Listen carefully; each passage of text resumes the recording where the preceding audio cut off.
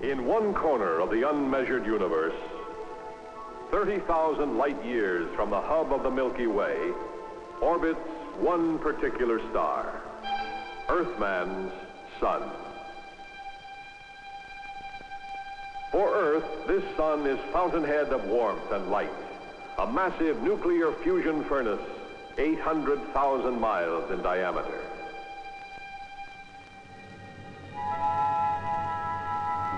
Closest to the sun is planet Mercury, tiny, unchanging world. There can be no life here. The sunlit side hot enough to melt tin or lead. And 67 million miles from the sun, the second planet, Venus. Man once mistook her for a star, called her Taipei, the beautiful white one, the mysterious planet.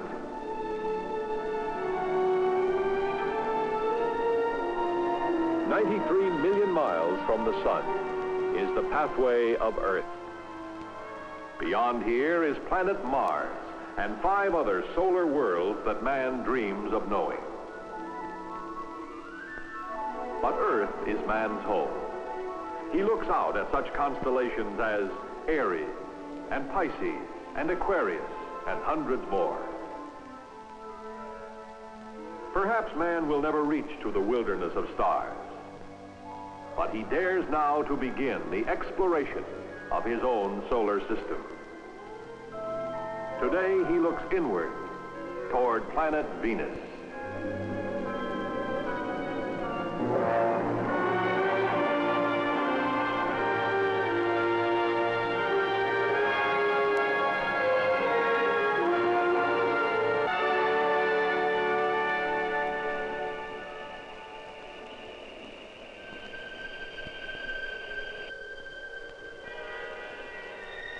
Dateline, Cape Canaveral, Florida, press site number 2. July 22nd, 1962. Today, the United States will attempt to blast its first spacecraft into planetary space. First stage, a modified Atlas. Second stage, an Agena B. Their passenger, the spacecraft Mariner 1.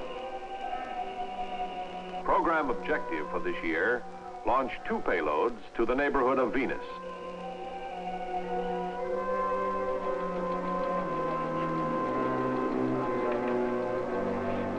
Minus 10 seconds and counting.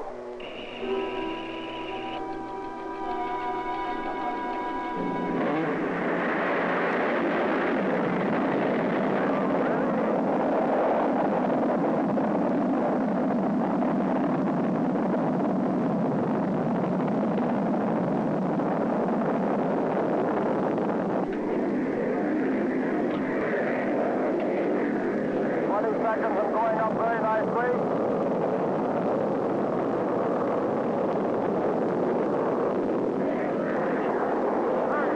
30 seconds, this is programming over.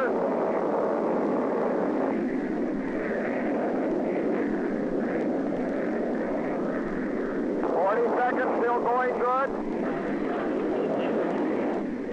Flame pattern is bellowing out now. We're not on trajectory. How does he look on telemetry? Looks fine on telemetry. This is range safety. Stand by. That beats good. 270, she's getting up into the sunlight now. Mark 3. Mark 3. We're going to telemetry station. Destruct command. Repeat, destruct command. This one apparently blew up. There's a big ball in the sky. Bring the antennas on that ball. Your attention, please. Mariner 1 was destroyed when it deviated from the flight path. There will be a press conference here in a few minutes. The shock of abrupt failure, difficult to accept even in this business where some failures must be expected. We wait for bulletins, then file the story. But where does the story start? Historically, I suppose it began more than 100 years ago when man first viewed the clouds of Venus. Because of the thick clouds, it seemed logical to suppose Venus a wet world, young, hot, and covered with swamps. Result, it was imagined that only low forms of life exist there. Then, in this century, spectrographic examinations showed that if water exists on Venus, it is present only in trace amounts. The atmosphere, predominantly carbon dioxide and nitrogen. Conclusion, the clouds might be composed of fine dust. The surface could be an arid, windswept desert. Shortly before Mariner 1, Dr. Carl Sagan wrote a paper summarizing the information and theories then available. Many theories of the Venus environment have been suggested. However, new information eliminates at least some of these theories. Measurements with radio telescopes show that there is a region on Venus where temperatures are greater than 600 degrees Fahrenheit. It is just possible that the hot region exists at a high altitude in the ionosphere of Venus. The surface temperature could then be almost Earth-like, and life as we know it could exist there. However, it is more likely that the hot region is the surface, heated either by an enormous greenhouse effect or by wind friction. Therefore, if there is life on Venus, it is probably of a type that we cannot now imagine. Tantalizing, exasperating Venus. A single significant experiment can confirm old or create new theories. Hopefully, Mariner flybys will provide that experiment. But this morning, the engineers meet with the press to announce failure of the first flight. The second flight will be made as soon as possible. The program will move ahead. July 25th, Mariner 2 operations are ahead of schedule. After the new Atlas is brought to the pad, I fly to California to attend a briefing. When I first arrive in Pasadena at the Jet Propulsion Laboratory, I want to ask, why are we exploring the planets? Before the conference, we talk with Dr. William H. Pickering, director of JPL. In matter-of-fact terms, he introduces the coming greatest adventure of man, a search for life on other worlds. The long-range purpose of unmanned exploration of the planets is the development of technology which will lead to eventual manned exploration. Scientifically, our objective is to assist in answering two basic questions. What, if any, life forms exist on the planets, and how has the solar system been formed? We will be many years discovering the answers to such broad questions. However, we now are making the all-important start. Now I'll call on Bob Parks, our planetary program director. Bob? Thank you. Gentlemen, Mariner 2 operations are all on schedule. Now, obviously, this is a high-risk mission. Even if the Mariner launching is completely successful, we have many critical flight problems to face. We have a film to show you because I believe animation best illustrates the trajectory. Closest planets to the Sun are first, Mercury, second, Venus, third, Earth, fourth, Mars. All orbit at different velocities. Mariner 1 was launched when the planets were here, the beginning of the firing window. Mariner 2 must be launched before September 13th, or we will have to wait 19 months until the next firing opportunity.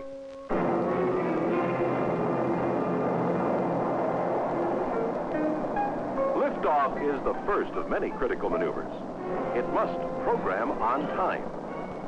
The main engines will shut off and separate.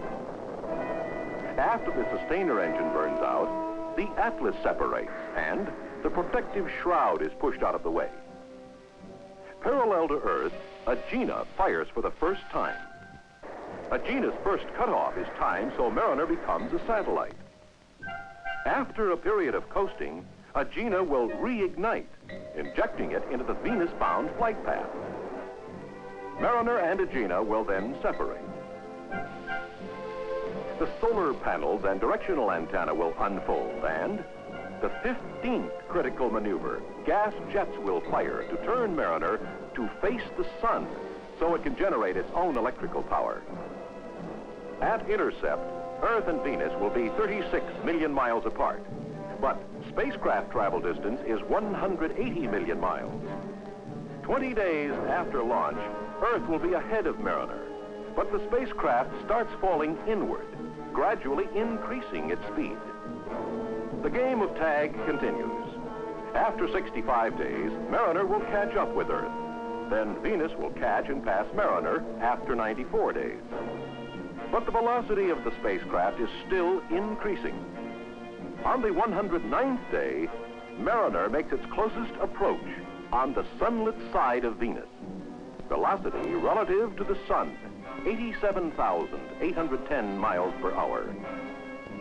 Mariner will then continue in an orbit around the sun, a flight that will last forever.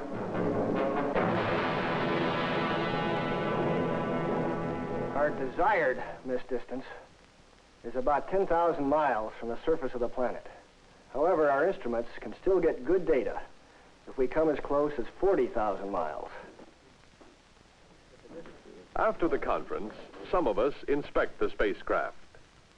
The key experiments are a microwave radiometer and an infrared radiometer. Working on two wavelengths, these instruments will measure Venus temperatures, possibly judge the amount of water vapor present, and may provide better information on the cloud structure. A magnetometer will measure magnetic fields for the interior planetary picture and define the atmosphere in relation to charged particles and magnetic storms. For basic research to evaluate the hazards of manned flight, instruments will measure high and low energy charged particles over varying distances from the sun. Also, equipment will obtain density, direction, and momentum of micrometeorites, information important for future spacecraft design and for developing the history of solar system evolution. The framework houses the liquid propellant rocket motor. It can correct the trajectory by as much as 500,000 miles. Solar panels consist of 9,800 solar cells. There are 2 command antennas and 2 transmitting antennas. An omni antenna for use close to Earth and a directional antenna for long-range communications.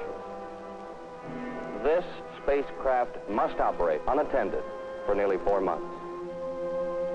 Before shipping Mariner to the Cape, an American flag is added to the payload.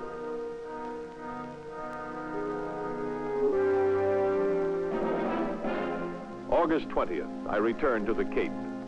August 24th, 4:30 a.m., the spacecraft is taken to the pad. It's only 33 days since ill-fated Mariner 1. August 26th, the Mariner 2 countdown begins. Events move on a strict timetable. T-minus 45 minutes. The fueling operations are completed. More newsmen arrive at the press site. All personnel, clear the pad. All personnel, clear the pad immediately.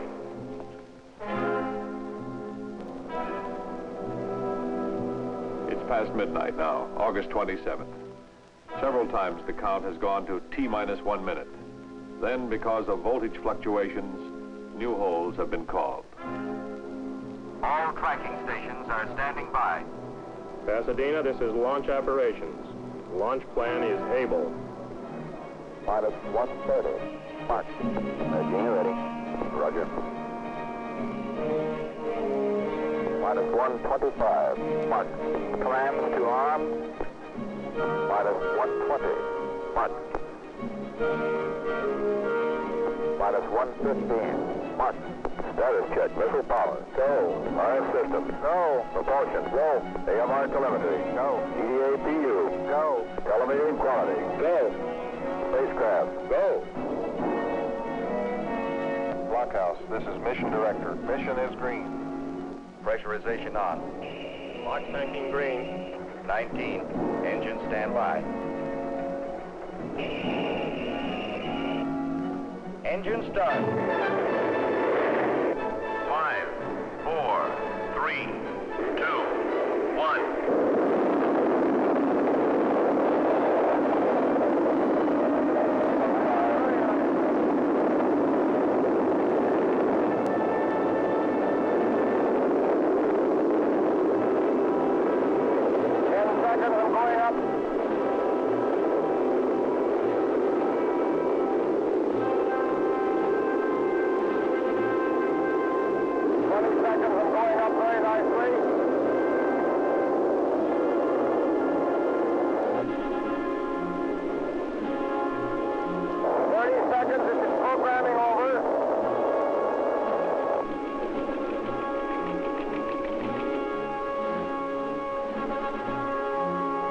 Flame powder is bellowing out now.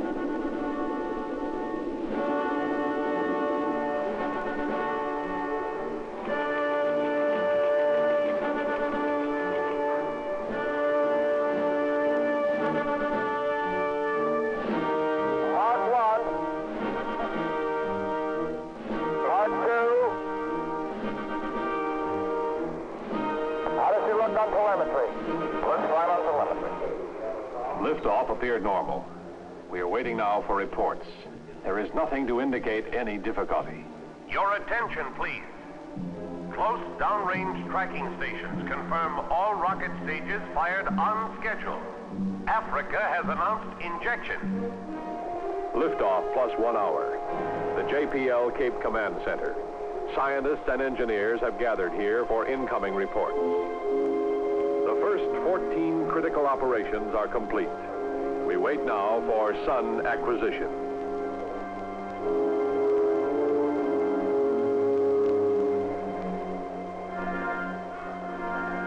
Sunlock, we're in.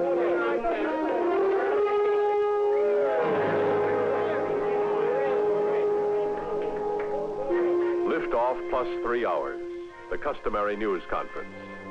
Jack James, JPL Mission Director, announces escape velocity.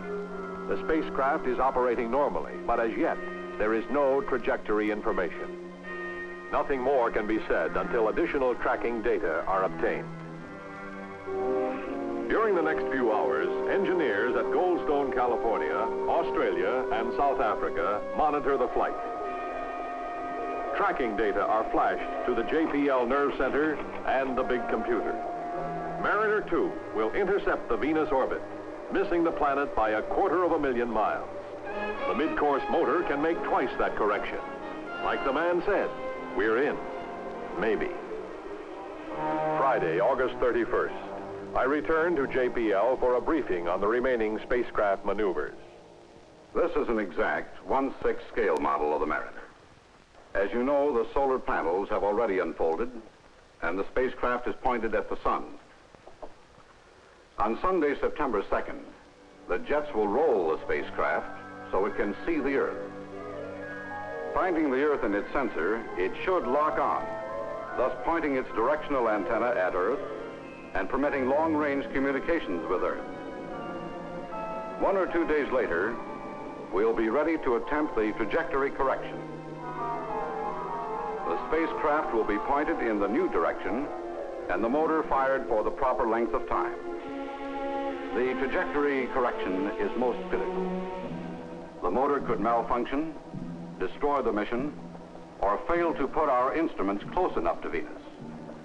The hours pass uneventfully, tracking continuing.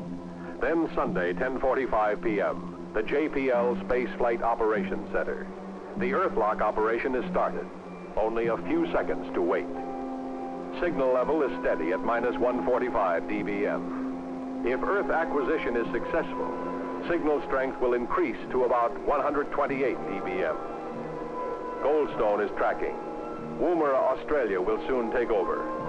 Spacecraft is about 1,160,000 miles from Earth. Signal level has gone way down, up to -157. Something has gone wrong. Signal strength should go up, not down.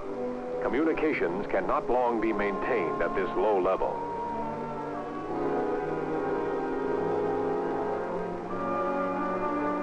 Woolworth is acquired. Report continuing low signal level.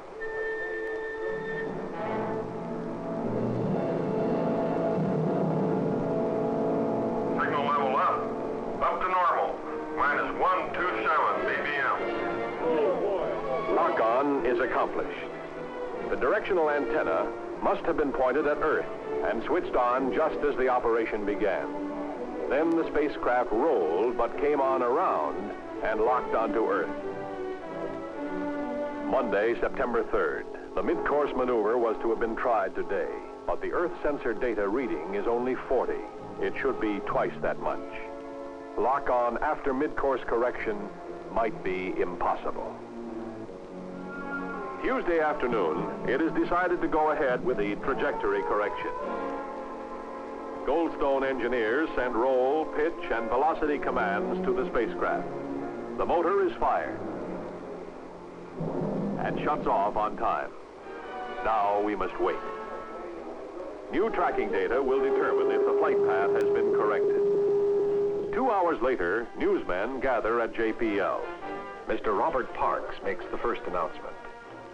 The mid-course maneuver was successfully accomplished. The spacecraft has reacquired the sun. I understand that Jack James has just left the Space Flight Operations Center and is on his way here. Have we gone past the point of any further correction? Are we now going for broke? That is correct. We can make no further correction. We're either right now or else. This is it. That's right. How long do you have to wait before you can evaluate the success of the mission? We still have approximately 100 days to go before we arrive at Venus. Are you pessimistic or optimistic or what? Things are going great right now. I'd like to introduce Jack James. The Earth acquisition maneuver has just been completed successfully. The complete mid-course maneuver was completed successfully, and we will be on the target point. The telemetry recordings, the data we're receiving on the ground, looks just like the way we designed it. You are on trajectory? That's correct. No, it says 9. We're in the target zone. Well, that's it. But now the long wait begins. It's still 100 days to Venus. September 7th. Each morning we wake up to ask the same question. Are we still tracking? What about the Earth sensor? September 18th.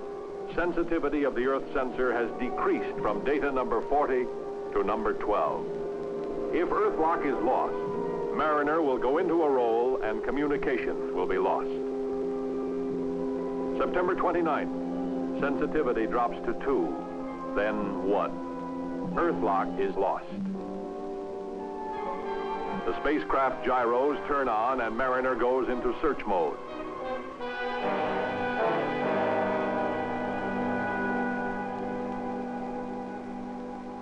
Three minutes later, it again locks onto Earth. Communications come back strong. It's all right now. And the Earth sensor comes up to normal. Data reading 65. The circuitry and trajectory will have to be analyzed to understand how the correction was possible. October 10th. Precision tracking has refined the missed distance to 21,000 miles, well within the target zone. Mariner is 7 million miles from Earth. NASA headquarters, Washington, D.C. The first scientific results are released. Dr. Homer Newell, NASA Director of Space Sciences, moderates. It can now be said that solar plasma, or charged particles, stream outward from the sun at velocities up to 3 million miles per hour. Fluctuations in this so-called solar wind are accompanied by changes in the magnetic field. The density of micrometeorites in interplanetary space is much less than that near Earth. Mariner 2 is already regarded as a major success. Then, October 31st. The spacecraft signals that power is lost from one solar panel. By ground command, science experiments are turned off to conserve power. But 8 days later, power comes up to normal. Cause, apparently, an intermittent short circuit. November 16th, Mariner reaches the halfway point. Components are heating more than expected. November 26th, 4:36 a.m., 22.5 million miles from Earth. Mariner's voice is loud and clear, a new record for long-distance communication. December 3rd, effect of the sun is greater than anticipated. Temperature of the critical Earth sensor exceeds design limits, goes over 143 degrees, off the telemetry scale. December 4th, temperature of the battery is 120 degrees. It may fail, but hopefully will not explode or short out the instruments. December 8th, 2 million miles to go. Earth sensor temperature may reach approximately 180 degrees. The tension mounts as a new question is asked. When turned on, will the planetary experiments work? 1 a.m., Thursday, December 13th. Earth sensor still working. The battery nears 130 degrees. This is the longest day yet. Slowly the gap closes. 500,000 miles. 300,000. JPL Command Center, 11 p.m. Africa is tracking. Experiments continue to return data. Complete victory seems to be within grasp. But by midnight, it is apparent Mariner has failed to turn on the radiometers. 4:33 a.m., the 109th day, Goldstone acquires two-way lock. 5:35 a.m., from California, Mariner is commanded, engineering telemetry off, planetary experiments on. The minutes pass, each minute like an hour. 5 minutes, 6 minutes.